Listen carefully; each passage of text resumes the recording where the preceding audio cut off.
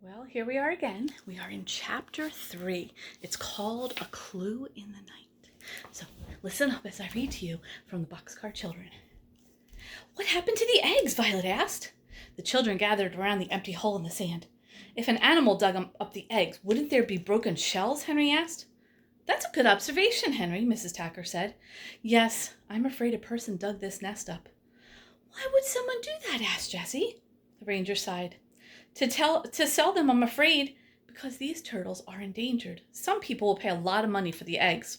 It's illegal to take them, but poachers do it anyway. Benny was confused. What's a poacher? It's someone who takes something that doesn't belong to them, said Mrs. Tacker. We don't usually have a poaching problem here, but there have been a number of nests that have gone missing recently. Now I know someone is stealing them. Mrs. Tacker looked up and down the beach. I don't understand how the eggs disappeared so quickly. I got the call an hour ago that the nest had been marked. You didn't see anyone doing anything suspicious, did you? No, we just saw people enjoying the beach, Henry told her. What about the man in the truck who was driving too fast? Violet asked. He went this way. Tommy Fisher, Mrs. Tacker said. No, it couldn't have been him. Violet thought she sounded very sure about this. Suddenly, the ranger seemed to remember something. I'm sorry, children, I need to get back to the station. Don't you want to try to figure out who did this? Asked Henry. Yes, of course, said Mrs. Tacker, but I'm afraid I have other business to attend to. Is there anything we can do to help? Asked Jessie. Well, if you like, you can stop by the station tomorrow, Mrs. Tacker said, getting back into her UTV. If you don't mind doing a little work on your vacation, you can become official helpers through our Junior Ranger program. Yes, said Violet. I want to do that. We'll be there first thing in the morning, Jessie added. Good, Mrs. Tacker said. See you tomorrow. And with that, Mrs. Tacker drove off towards the ranger station. As the children watched the UTV go, Violet said, I wish Mrs. Tacker didn't have to leave. I want to figure out who was taking those eggs. She did seem like she was in a hurry to leave after we found the nest, said Henry. I wonder if she knows more than she told us. I'm sure she has a lot to do, said Jessie. Remember how big and long this island is? That is a lot of land to help take care of. I see somebody has joined us. Let's get her in the picture. You're right, Jessie, said Henry. Maybe we could help by figuring out what's happening to the eggs on our own. A mystery, said Benny. He looked all around. But we need clues to solve a mystery, and I don't see any clues here. We need suspects, too, said Violet. I don't know why the ranger is so sure Mr. Fisher didn't take the eggs. He didn't seem to care much about the turtles the way he was driving. That was strange, said Jessie. We should keep an eye on him. Henry pointed at a group of people sunbathing down the beach. I have an idea. Whoever is taking the eggs will have to have something to put them in, like that cooler Mrs. Tacker had. We can look for people carrying big containers who don't look like they are out to spend the day on the beach. That would be a good clue, Jessie said. Good thinking, Henry. She noticed the sun was getting lower in the sky. I didn't realize we'd been gone so long. We should get back. Back at the campsite, Grandfather was waiting. Time for dinner, he called as they walked up. Benny rubbed his stomach. My tummy has been telling me that for hours. I was wondering when you'd get back, Grandfather said. I didn't want to have a feast all by myself. The cooler is full. Jessie opened the lid. There's enough food in there for dinner tonight and breakfast and lunch tomorrow, Grandfather said. Watch wagged his tail. There's enough for dogs, too, said Grandfather. While Grandfather grilled hot dogs, Violet fed Watch.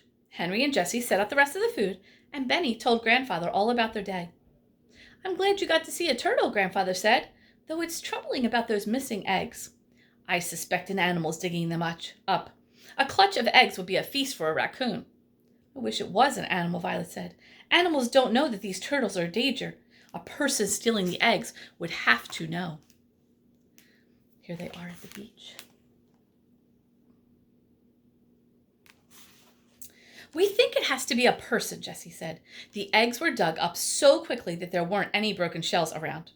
We plan to keep a lookout tomorrow, Henry said. Well, if anyone can solve the mystery, it will be you four. Grandfather picked up a hot dog with the tongs. Who wants the first hot dog? Let me guess. Benny. Yes, Benny said. After dishing up, the Alden sat down on a blanket in the sand. It's nice eating dinner and watching the waves, Violet said. Especially when you have a feast, said Benny. By the time the Aldens were finished eating and cleaned up, the sun had set. Violet looked up at the night sky. We must be able to see millions and millions of stars, she said. That's one of the best parts about camping. Grandfather got up. Yes, it is, but I think I've seen enough stars for tonight. I'm ready for my nice, comfortable bed. Tomorrow I'll pick you up and take you out to dinner at a restaurant. Have fun enjoying the beach tomorrow. I have my cell phone if you need anything, he smiled. I do have a little surprise. I've hired a man to teach you windsurfing. He'll meet you at the campsite at 2 o'clock. The conditions here are supposed to be excellent for windsurfing. That would be terrific, Henry said. Yes, I've always wanted to learn, said Jessie. After Grandfather left, the children stayed outside a while longer. Benny had a hard time keeping his eyes open. He leaned his head against Jessie. The sounds of the waves is making me sleepy, he said. Me too, Jessie agreed. I think we should all go to bed. The children got ready for bed and climbed into their sleeping bags. Benny was asleep as soon as his eyes closed. Sometime later, Benny woke up. At first he thought he was having a dream, but after a moment, he remembered where they were. Benny looked around. Everyone was sleeping except Watch. He had his head up like he was listening for something. Benny didn't hear anything strange, so he closed his eyes. Then Watch gave a small whine, and Benny opened his eyes again. What is it, boy? Benny whispered. Remember, there's nothing here to be scared about. Benny wasn't so sure he believed that, but it felt better to say it. Outside, a dog barked. The sound made Benny jump. He got up and looked out at the door of the tent. The moon was bright. Benny could see a long way up and down the shoreline. At first he thought the beach was empty. Then he noticed two shapes moving along the water. As the pair got closer, Benny could see it was a person walking a dog. Benny thought it was a funny time for them to be out on the beach. The dog stopped to dig. Benny heard a woman's voice say, "Good dog." Watch poked his head out the tent and barked. The other dog started towards the tent, like it wanted to come see Watch, but the person pulled the dog's leash to make it walk with her down the beach. Benny tried to stay up until they moved out of sight, but the sound of the waves made him sleepy again. He zipped up the door of the tent and went back to his sleeping bag. Watch lay down next to him. Since Watch no longer seemed worried, Benny decided he wasn't either. He closed his eyes. That's the end of the chapter. See you next time.